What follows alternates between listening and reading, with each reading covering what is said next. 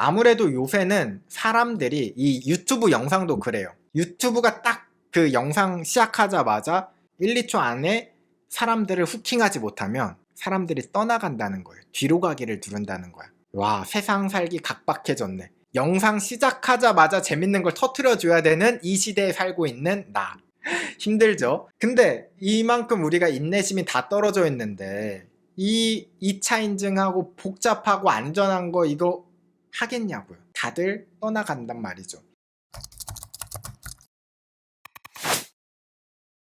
여러분들이 인터넷을 쓰다 보면 혹은 기술들을 쓰다 보면 각종 편의 기능들이 여러 가지가 있죠. 근데 그 편의 기능이 오히려 해킹에 이용이 되는 경우도 있습니다.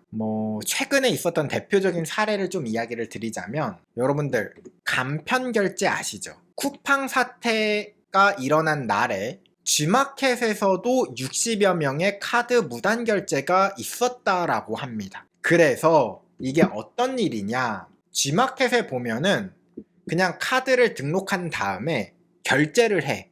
그러면 그냥 등록되어 있는 카드로 결제가 되는 거예요. 근데 이게 어떻게 된 일인가 G마켓에 물어봅니다. 이거 해킹 아닙니까? 라고 이제 물어본 거예요. 지금 이거 제가 구매한 게 아닌데 결제가 됐습니다. 그런데 G마켓에서는 이야기를 하죠. 아니요, 해킹의 흔적은 없습니다. 그래서 신고하진 않았습니다. 이게 개인의 명의 도용 사고로 지금 생각하고 있기 때문에 G마켓은 그렇게 이야기를 한 겁니다.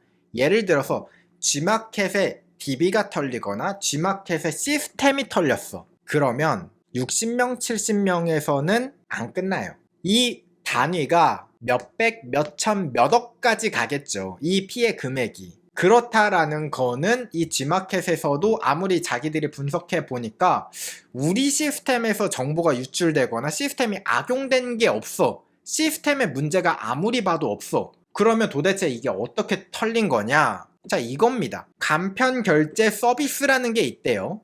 그래서 누군가가, 범죄자가 회원들의 아이디와 비밀번호를 어딘가에서 손에 넣어서 G마켓에 로그인한 거야. 로그인한 다음에 간편 결제 서비스의 비밀번호까지, 사실 이 비밀번호를 보통 생년월일로 등록을 해두는 경우가 많죠. 혹은 1111111 000000 이거 실제 경험담입니다. 제 주변에서 어떤 분이 간편 결제 비밀번호를 000000을 제가 옆에서 결제하는 걸 보고 깜짝 놀랐거든요. 뭐야? 하니까 어차피 이거 내 계정 나만 쓰는 거잖아 라고 하시는데, 그런 경우가 지금 털린 것 같긴 해요. 아무튼 생일이나 혹은 특정 날짜라든가 아니면은 비밀번호 0000 이런 것들로 모바일 교환권을 구입했다라는 거예요. 그러니까 G마켓 입장에서는 지금까지는 이겁니다. 시스템적으로 맞는 아이디와 비밀번호로 로그인했어. 이거 어떻게 막아? 맞는 아이디와 비밀번호로 들어왔는데, 게다가 스마일페이, 우리의 기능을 이용해서 맞는 비밀번호를 넣어가지고 결제까지 했어. 이걸 우리가 이걸 어떻게 막아? 이거는 스킬이야. 이건 기능입니다. 이거는 버그가 아니라 스킬이에요. 라고 이야기를 하는 거죠. 그러니까 이게 G마켓 입장에서도 이해가 되긴 하죠. 그런데 이건 G마켓이 놓친 부분이 하나가 있어요. 무엇이냐면, 이게 G마켓이 그렇다고 잘했다는 게 아닙니다. 왜 그렇냐면, G마켓이 잘못한 점은 바로 무엇이냐, 피해가 집중된 지난달 29일 그 하루 전날 28일부터 무단 결제가 시작이 되었어요. 그 사실이 확인이 되었는데, G마켓은 그럼 그 다음날 예를 들어서 무단 결제가 지금 일어나고 있다, 혹은 이 당시에 쿠팡 유출 사건도 같이 연루가 되어 있었기 때문에 좀 이런 해킹 이슈에 대해서 조금 민감하게 반응을 했었어야 된다라고 저는 생각을 하거든요. 예를 들면 간편 결제 시스템을 잠깐 멈추든가, 혹은 간편 결제 시스템을 보안을 조금 더 추가를 하는 거죠. 예를 들어서 이 스마일페이 비밀번호만 그냥 입력해서 들어가는 게 아니라 ARS를 추가하든가, 혹은 스마트폰 인증, 2차 인증을, 투팩터 인증을 다른 요소로 추가를 하는 거죠. 그러니까 이제 잠시 멈추거나 아니면 그 다음부터 대처를 좀 했어야 되는데, 이런 대처가 조금 늦었다라는 거예요. 자, 근데 또 반대로 그런 생각을 할 수가 있습니다. 이런 주장을 할 수도 있어요. 노말팅님, 간편 결제잖아요. 간편 결제, 간편 몰라요? 아니, 2차 인증하고 ARS 하고 그러면 그게 무슨 간편입니까? 복잡 결제지? 불편 결제지. 그게 무슨 간편 결제입니까? 그쵸? 생각해보면 또 그래. 아, 그치. 결제를 쉽게 만들고 싶어가지고 만든 게 간편 결제인데 이거를 안전하게 해야 된다고 해서 복잡하게 만들면 그치. 이게 또 불편 결제가 되잖아? 말을 들어보면 그렇긴 해. 자, 그런데 저는 개인적으로 그런 생각합니다. 저는 보안을 좀 더 중요하게 생각을 하니까 여러분들 편리한 것보다 안전한 게 더 중요해요. 그 말은 뭐냐면요. 간편 결제보다 안전 결제가 더 중요합니다. 그래서 우리가 인식이 좀 바뀌어야 되지 않을까라는 생각이 듭니다. 안전 결제로 가야 되는 게 아닐까. 간편 결제가 아니라 안전 결제. 해킹 안전 결제 막 이런 거 있죠. 아무래도 요새는 사람들이 이 유튜브 영상도 그래요. 유튜브가 딱 그 영상 시작하자마자 1, 2초 안에다가 1, 2초 안에 사람들을 후킹하지 못하면 사람들이 떠나간다는 거예요. 뒤로 가기를 누른다는 거야. 와, 세상 살기 각박해졌네. 영상 시작하자마자 재밌는 걸 터트려줘야 되는 이 시대에 살고 있는 나. 힘들죠? 근데 이만큼 우리가 인내심이 다 떨어져 있는데 이 2차 인증하고 복잡하고 안전한 거 이거 하겠냐고요. 다들 떠나간단 말이죠. 그러니까 이게 시스템적으로도 우리 인식이 조금 바뀌어야 된다고 저는 생각을 해요. 우리가 간편 결제보다 좀 이렇게 안전한 결제를 좀 더 중요하게 생각하는 사람들이 많아지면 기업들 입장에서는 당연히 이런 식으로 개발할 수 있도록 좀 더 신경을 쓰겠죠. 간편 결제라는 워딩보다 안전 결제라는 워딩을 좀 더 쓸 것 같고요. 근데 지금은 아무래도 편리한 게 우리에게는 더 중요하다 보니까 우리는 여전히 간편 결제를 선호한다는 거예요. 자, 그런데 이 결제 피해가 지금만 있을까요? 천만의 말씀. 쿠팡페이, 지마켓, 부정결제 매년 수억 원대가 있었다고 합니다. 그러니까 이런 해킹이 이렇게 불법 결제, 무단으로 결제가 된 게 지금만 있었던 게 아니에요. 지금 이 쿠팡 유출 때문이 아닙니다. 쿠팡 유출 때문에 관심이 가져진 거예요.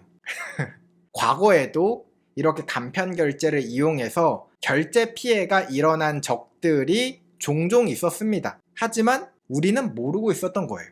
그거 비밀번호 안전하게 안 해서 그렇지 하면서 그러니까 이 간편 결제에 대한 문제점에 대해서 우리가 생각해보지 못했던 거죠. 그런데 마침 이 당시에 쿠팡 개인정보 유출 사건이 터지니까 이 즈음에 비슷한 지마켓, 쿠팡과 지마켓 뭔가 비슷한 업종이잖아요. 게다가 여기에서 부정결제가 일어났다? 뭐야 하면서 사람들이 관심을 가지니까 야, 이거 지마켓 이번에 난리 났네 생각하시겠지만 이런 피해는 원래부터 있어 왔습니다. 물론 최근에 급증한 것도 사실이긴 해요. 왜냐면 이런 식으로 해킹을 해서 범죄를 저지를 수 있겠구나, 이런 것들이 요새 많이 알려졌잖아요. 특히 KT 사건 때 소액 결제를 해서 상품권을 산 다음에 이걸 현금화시키면 범죄 수익을 얻을 수 있겠구나 배웠잖아. 그러니까 이런 사례들이 나타날 수는 있습니다. 더 많이 급증할 수는 있지만 이런 사건들은 과거부터 계속 있었다라는 거예요. 우리가 편리하게 사용하는 기능, 다른 거 하나만 더 이야기 드릴게요. 바로 무엇이냐? 바로가기. 그 윈도우즈 쓰시면은 보통 실행 파일에 바로가기를 두죠. 이런 걸 우리는 링크 파일이라고 두는데 이 바로가기를 이용하면 특정 프로그램이라든가 혹은 스크립트를 여기에 연결시켜서 바로 실행할 수 있습니다. 얼마나 편리해. 근데 이 편리한 기능 해커들도 쓸 수 있다라는 점이 여러분들이 생각해 봐야 된다는 거예요. 그래서 그 과거부터 이 바로가기, 링크 파일을 이용해서 악성 코드를 유포했던 사례들이 정말 많았거든요. 예를 들면 이런 거예요. 실제로 아이콘은 PDF처럼 생겼어요. 그리고 얘가 바로가기 파일이에요. 그래서 여기 대상에 보면 타겟이라고 나오죠. 타겟에 잘 보면 cmd.exe 명령어를 실행해서 여기에 악성 코드 페이로드가 뒤에 쭈루루룩 나오게 되는 겁니다. 그래서 나는 얘가 그냥 PDF 파일처럼 보이지만 실제로는 바로가기 링크 파일이었고 이걸 클릭하면 악성 코드가 실행되는 유형의 범죄였던 거죠. 자, 그런데 이런 걸 알아내려면 파일 오른쪽 클릭해가지고 악성 코드를 딱 보면은 여기에 티가 나잖아. 근데 이거를 숨기기 위한 또 다른 트릭이 하나 존재했습니다. 그동안. 바로 어떤 것이냐? 요게 취약점으로 새로 추가가 되었거든요. 공백, 탭, 줄바꿈, 엔터. 여러분들이 쓰는 스페이스, 탭, 엔터. 이걸 쓰면은 띄어쓰기를 할 수 있죠. 이 공백을 길게 넣는 거예요. 그러면 여기에 속성에 보면 지금 이렇게 악성 코드의 페이로드가 나오잖아요. 근데 이걸 띄어쓰기를 쭉 하는 거야. 그러면 안 보입니다. 없어요. 진짜 그냥 이것만 보면 메모장 같아. 그냥 파일 같아. 그냥 쭉 있으니까. 이 뒤쪽에 악성 코드의 페이로드가 있는 겁니다. 여기에 빈 글자로 쭉 만들어둔 거예요. 안 보이죠, 당연히. 그래서 실제로 이렇게 만든 악성 코드를 보면은 이런 식으로 마우스를 올려도 여기까지만 잘리고 이 뒤에 나오는 실제 공격에 사용되는 악성 코드가 안 보입니다. 이런 식으로. 보이시죠? 깔끔하죠? 그냥 아무것도 없어. 눈으로 보기에는. 하지만 실제로 이 뒤에 이 파일을 자세히 보면은 보이시죠? 여기까지 쓴 다음에 공백을 자꾸 더 띄어쓰기 그리고 여기에 내가 진짜 쓰고 싶었던 페이로드를 뒤에다가 숨겨두는 겁니다. 보이시죠? 이렇게 공백을 넣고 이렇게 뒤에 실제 페이로드를 넣으면 안 보입니다. 악성 코드인지 몰라요. 그래서 실제로 이런 방법으로 악성 코드가 많이 유포가 됐던 겁니다. 그래서 보안 업체인 GDI라고 있어요. 제로데이 이니셔티브라는 곳에서 마이크로소프트한테 이야기를 합니다. 2024년 9월 20일 날 마이크로소프트한테 야, 이거 문제점이니까 혹시 고쳐줄 수 있어요? 해커들이 이거 너무 많이 쓰는 것 같아요. 우리 이거 고쳐가지고 악용되지 못하게 합시다. 그랬더니 마이크로소프트에서 답장이 옵니다. 뭐라고 오느냐? 그거 스킬인데요? 그거 우리가 의도한 기능이에요. 에? 아니, 해커가 쓰고 있다고요. 그니까요. 그거 우리가 일부러 의도한 거예요. 그거 기능적으로 아무 문제 없어요. 그거 왜 고쳐요? 그거 안 고칠 거예요, 저희. 이렇게 이야기를 했다고 합니다. 그쵸? 편리한 기능, 스킬입니다. 이것도 링크 파일, 스킬이에요. 편의 기능 중에 하나다. 거부를 했어요. 마이크로소프트에서. 그래서 GDI가 이거 아닌데 이 위험도를 잘 모르는구나. 그래서 2024년 11월 8일 날 다시 마이크로소프트한테 이야기합니다. 이게 실제로 해커들이 쓰고 있는 정황들이나 자료들 왜 고쳐야 되는지 다시 자료들을 싹 다 모아서 다시 이야기를 합니다. 그러니까 마이크로소프트가 nope, 괜찮아요. 저리 가세요. 실제입니다. 이게 실제 타임라인이고 마이크로소프트한테 이야기를 했는데 그거는 고칠 필요가 없습니다. 그래서 다시 GDI가 또 이야기를 하니까 내용을 변경하지 않기로 결정을 했다라고 합니다. 그래서 어쩔 수 없네. 왜냐면 이거는 얘네가 바꿔줘야지 뭐 누가 바꿔. 그래서 이 GDI라는 이 보안 업체가 안 되겠다. 방법이 없다. 그래서 이거를 그러면요, 죄송합니다. 저희가 이거 제로데이로 공개하도록 하겠습니다. 해당 사례를 제로데이로 이야기하겠습니다 해서 이게 실제로 취약점으로 공개가 됩니다. CVE 코드를 받게 되고요. 취약점으로 인정이 돼서 7.8점이라는 위험도가 책정이 돼요. 오케이. 자, 그런데 마이크로소프트에서는 이거 스킬이라고 했잖아. 고칠 필요 없다고 했잖아. 근데 모든 사람이 이거 취약점이라고 인정을 했어. 그래서 마이크로소프트가 최근 정기 업데이트가 이뤄졌습니다. 조용히 업데이트를 했습니다. 고쳤으니까 다행이긴 한데 조금 괘씸하긴 하죠. 지금까지 계속 고치라 이야기를 했지만 8년 동안 고치지 않고 있다가 이번에 문제가 될 것 같으니까 별도의 공지 없이 최근 윈도우 업데이트에다가 끼워 넣어가지고 해결을 했다라고 합니다. 그래요. 조용히, 은밀하게, 스텔스하게. 자, 그럼 이 취약점에 대해서 우리가 왜 민감하게 봤어야 되냐? 이 취약점을 이용해서 악성 코드를 유포했던 근원지를 분석해 보니까 여기가 나왔습니다. 우리가 알고 있는 그 나라들. 여러분들의 예상과 전혀 다르지 않죠? 우리가 알고 있었어.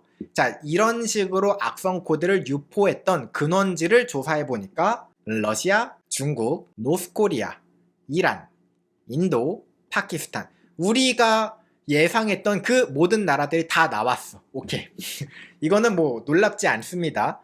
그런데 이런 악성 코드들을 주로 누가 사용했는가를 분석해 보니까 노스코리아가 45% 였다고 해요. 노스코리아가 45%. 그 타겟이 누구냐? 분석을 해본 결과, 자, 우리나라만 시뻘거죠?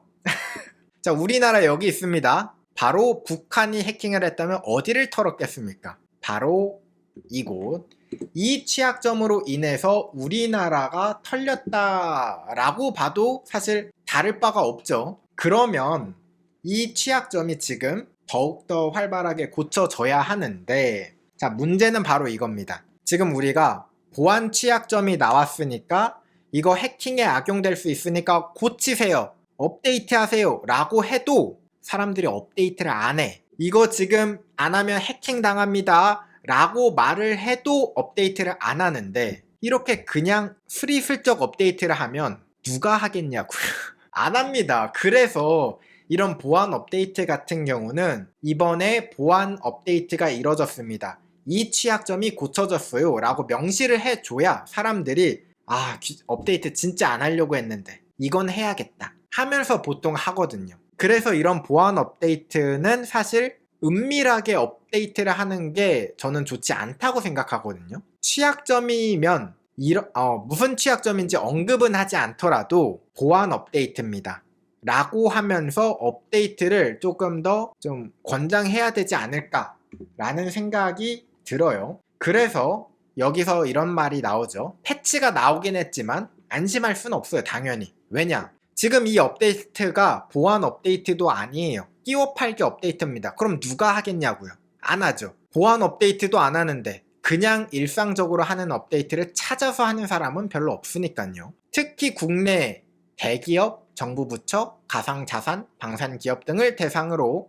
이런 이메일 해킹 시도가 끊이지 않고 있는데, 이런 바로가기 파일이 사용해서 악성 코드가 지금 뿌려지는 게 한두 건이 아니거든요. 그렇기 때문에 이 최신 패치가 나왔어도 아직 업데이트가 적용되지 않은 구형 시스템이 많이 남아있을 겁니다. 그래서 이런 것들은 조금 이슈화가 되거나 아니면 정부 차원에서 이런 것들은 업데이트 하라 라고 이제 마이크로소프트에서 얘기 안 했잖아요. 그러니까 이런 거는 우리가 알아서 챙겨서 좀 안타깝긴 하지만 이런 업데이트는 유튜브를 통해서, 노말틱 채널을 통해서 정보를 접하고 업데이트를 하는 수밖에 없지 않나. 각자 도생 알아서 해야 되는 시대가 아닌가 싶습니다.